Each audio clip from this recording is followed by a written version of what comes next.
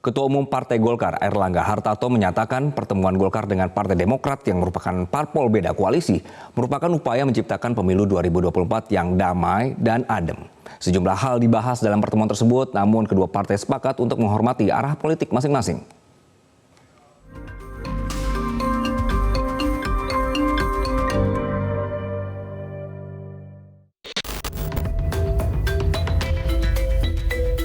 Ketua Umum Partai Golkar Airlangga Hartarto bertemu dengan Ketua Majelis Tinggi Partai Demokrat Susilo Bambang Yudhoyono dan Ketua Umum Partai Demokrat Agus Harimurti Yudhoyono. Sejumlah hal dibahas dalam pertemuan tersebut, seperti isu ekonomi, kesejahteraan, hukum, hingga demokrasi. Selain itu, dalam pertemuan juga turut membahas mengenai politik dan pemilu 2024. Partai Golkar dan Demokrat sepakat menghargai perbedaan dan keputusan politik dan koalisi masing-masing, Demokrat dengan Koalisi Perubahan dan Golkar dengan Koalisi Indonesia Bersatu. Meski tetap bertahan dengan koalisi masing-masing, Demokrat dan Golkar tetap membuka peluang bagi partai-partai lain untuk berkoalisi dengan KIB ataupun Koalisi Perubahan. Tentunya tadi kita berdiskusi, tidak mungkin semuanya kita sampaikan di sini, tetapi tentu kita menyikapi konstelasi politik terkini. 1 minggu, 2 minggu terakhir ini luar biasa kita ikuti di media massa. Masih suasana lebaran tapi begitu dinamis dan rasanya patut bagi dua partai ini, Golkar dan Demokrat, untuk duduk bersama dan juga membicarakan berbagai kemungkinan yang bisa kita hadapi ke depan.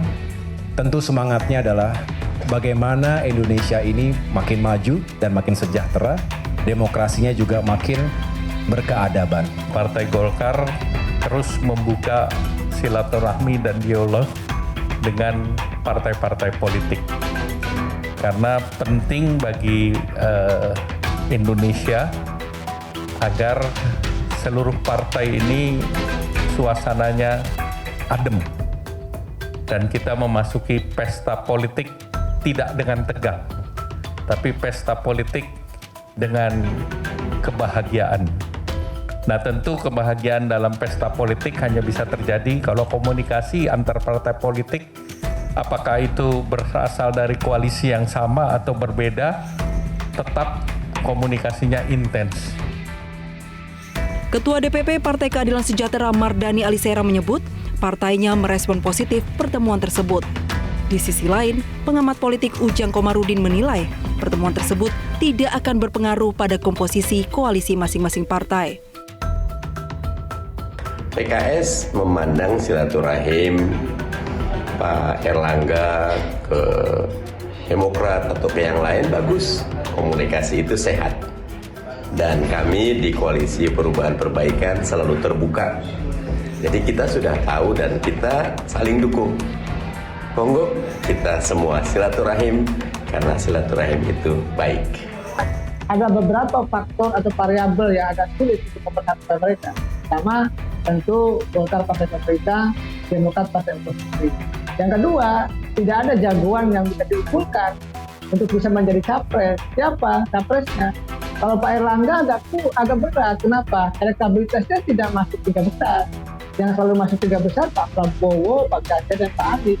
Jadi kalau seandainya Demokrat berkoalisi dengan Golkar, itu agak sulit untuk bisa memenangkan pertarungan katakanlah di Pilpres nanti.